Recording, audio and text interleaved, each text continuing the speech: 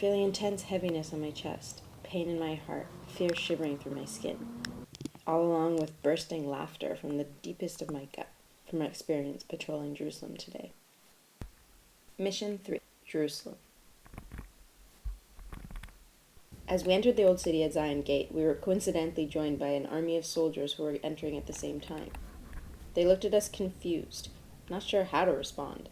We were patrolling the area, their area, but who are we, and what are we saying? Directly mimicking their attire, yet with a humorous touch, they question, are we making fun of them?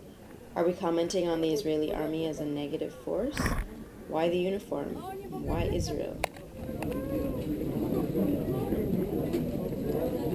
Some laugh as we shoot flowers at them. Some take pictures, others ignore us, and some are insulted.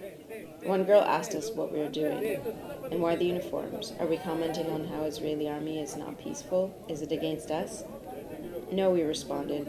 It's about the world. Commenting on how figures of power use the authority to evoke fear in citizens rather than peace and love. We're traveling to multiple countries with this. Oh, okay, she responded as she walked away, saying, good luck, giggling with her fellow soldiers.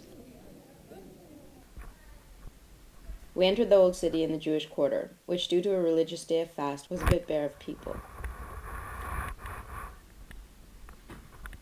The first few bystanders cracked a smile at the sight of us. As we arrived on the smaller streets, feelings were mixed. I felt a sensitivity in the air. The image of soldiers and guns ready to shoot is close to home. As we passed the old stone walls, the colors, the images saturated us with powerful messages. The empty streets allowed us to absorb the history in the walls, and as we turned corner to corner, the inhabitants grew, and energy from inside the walls started to live on the outside. A mother with her 5 children gave us evil glares as we passed, murmuring angry words at us. Her expressions questioning why we have to evoke fear like this. Haven't we dealt with enough, or even don't we deal with enough?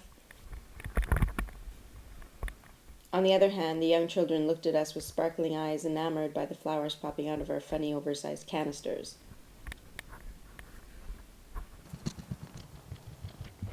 As we entered the Muslim quarter, the initial reactions were shock, but quickly they saw the humor in it. Some would laugh, but many responded with playful violence in return. You shoot a gun at me, I shoot a gun at you. You want to fight? I'll fight back. One store owner pulled out a sword and started waving it around at me and was even barking at me with a smile.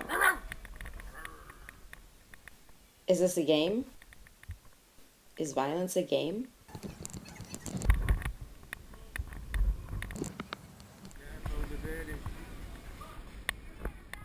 We passed store after store, all eyes on us as we passed. Mouths dropped. Maze, what is this?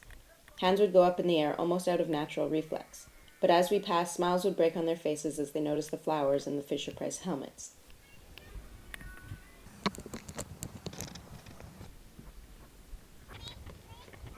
The eyes of those we passed expressed experiences that are so far from our reality, but are very close to theirs. Some would smile and gesture at us to shoot at them. Others had eyes of terror as we raced by. This one guy hit me with his glass pane as I passed. Women were much more instinctual to grab their children and turn their heads away to avoid being hurt and caught in the loose fire. But then again, others laughed, giving us thumbs up, saying, Eza Yafi. But I can't help this feeling of guilt that I have for evoking this pain and terror. How do I have the right as an artist to give them this pain? So we address it, so we talk about it, to spark dialogue, questioning, leading to change. I must go further into these interventions and understand their effect, and how to steer them in the right direction. I suddenly got hit from the side. My gun took a lash. A kid, provoked by our determined energy, wanted to join in the chaos. Yeah, violence, games. Fake soldiers who have no authority? How can I get in on this? They were a gang of kids with violently playful eyes. They followed me, with evil smirks on their faces as they plotted how they could attack. I turned and shot love at them, but it didn't seem to carry through.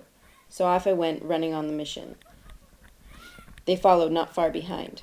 My partner, ahead of me, ready to exit as he sensed the tension in the air and the danger of the tight quarters. I sink into the reality of the situation.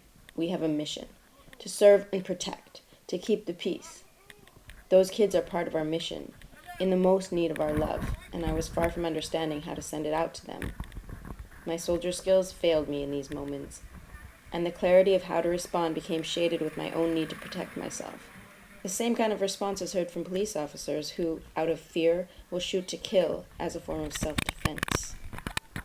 As I bolted down the thin corridor, jumping over and squeezing between colorful goods, my brain was cluttered with, where did these kids come from? They just popped out of nowhere. Pros at the game of attack. What have they seen that have made them laugh at hurting and destroying someone and something for no reason other than having a sense of power over them?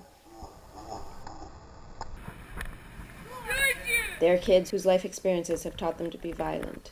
Is my love strong enough to stand against them? Not sure. At least not yet. I still have training to do. So off I went, back on my mission.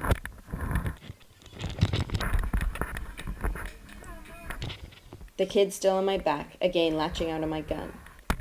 I gotta get out of here. Get away from them. But why? They are the ones I'm patrolling.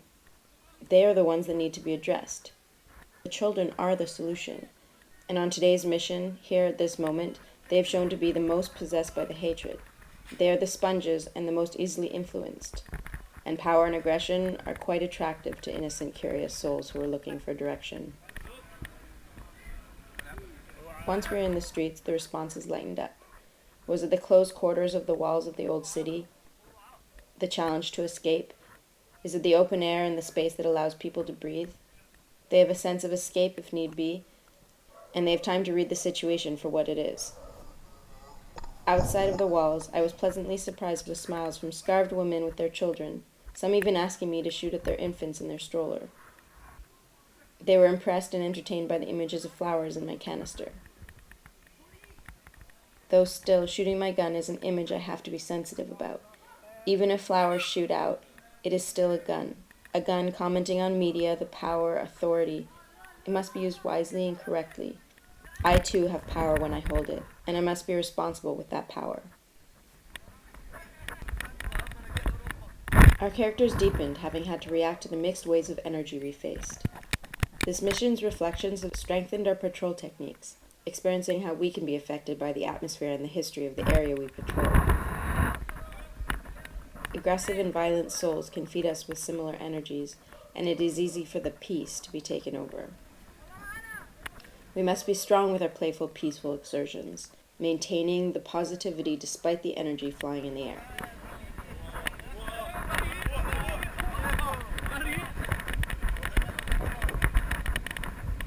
Boom, boom, boom. Then came the cops. Shoulders broad, chests up. They were in control now. But wait, are they? We're not doing anything wrong, and we know it. You want our ID? Can we please see yours as well? Suddenly, their chests and shoulders lowered and softened. They had nothing on us. What are you doing? Spreading love for peace, we responded, and shot our flowers out at them.